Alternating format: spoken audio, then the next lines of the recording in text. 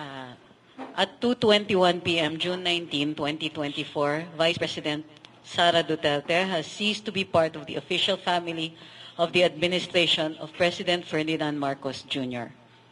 She personally went to Malacanang to tender her resignation as Secretary of the Department of Education and as Vice Chairperson of the NTF-ELCAC effective July 19, 2024. Vice President Duterte was one of the few bright lights of an administration that has started strong but has gone terribly wrong. At the time of her resignation, she got the highest approval rating in all the credible surveys, while the Department of Education, which she headed until her resignation, was the most trusted and best performing agency under the Marcos administration. On top of this, she's the runaway leader in all the surveys for the most preferred candidate in the 2028 presidential elections. As it turned out, this sort of became her undoing in an administration where excellence is an exception. She was hailed to court over confidential and intelligence discretionary funds, threatened with impeachment in Congress, included belatedly in the charges before the International Criminal Court, and questioned by the Commission on Audit. What makes it painful and regrettable is that the baseless accusations against her were all initiated and sustained by allies of President Marcos. All the while, the Filipino people suffer from the worsening economy, deteriorating peace and order, unchecked graft and corruption, government incompetence, and real and present danger of war. Instead of addressing these pressing concerns, the Marcos administration has resorted to massive payouts that further drain already badly depleted government coffers.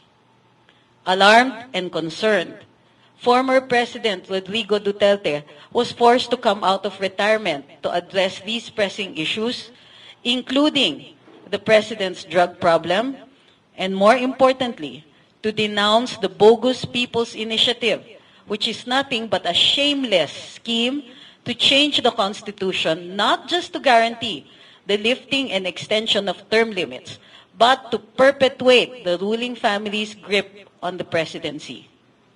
This led to the birth of the Hakbang ng Maisog, a timely step in the Filipino people's struggle for transparency, accountability, peace, and security.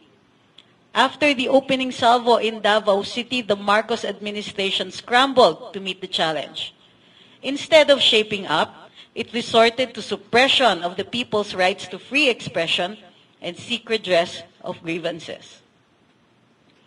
Abusing the powers and resources at its disposal, the Marcos administration denied application for rallies in Bustos, Bulacan, Dumaguete City, Tacloban City.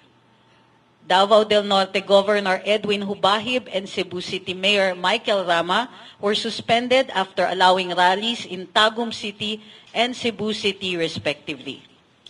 The Marcos administration, however, showed its worst in Tacloban City, the stronghold of Speaker Ferdinand Martin Romualdez and hometown of the mother of President Marcos. Unlike in Bustos and Dumaguete, where only the proposed rally sites were sealed off, all the public parks were turned into virtual depots of trucks and heavy equipment.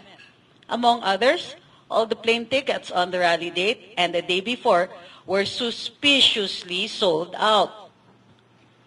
The suppression of these basic rights enshrined by the Constitution in the Maisog rallies and all forms of protest against the Marcos administration's abuse of power and resources will not succeed.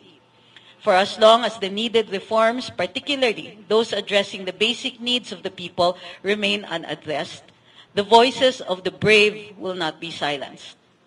With the resignation of Vice President Duterte from the Marcos administration, the last facade of law and order and public service has been removed. Worse, the threat of war looms bigger as the Marcos administration sees it as a justifiable option to declare martial law and remain in power. As the nation's second highest high-ranking public official, the most credible and popular one at that, Vice President Duterte is in the best position to lead the people's voice against the excesses and abuses of the Marcos administration and to prevent war from breaking out. In line with this, the Hakbang na Maisog Coalition for Transparency, Accountability, Peace, and Security, therefore, extends this invitation to Vice President Duterte to take over the helm in this historic and heroic struggle at this crucial juncture of our nation's history. We stand solidly behind the courageous decision of Vice President Sara. The time has come for all equally patriotic and peace-loving Filipinos to make a stand and save our country from the morally bankrupt Marcos administration. No to Chacha, no to martial law, no to war. Transparency, accountability, peace, and security now. Defend the flag. Mabuhay si Vice President Inday.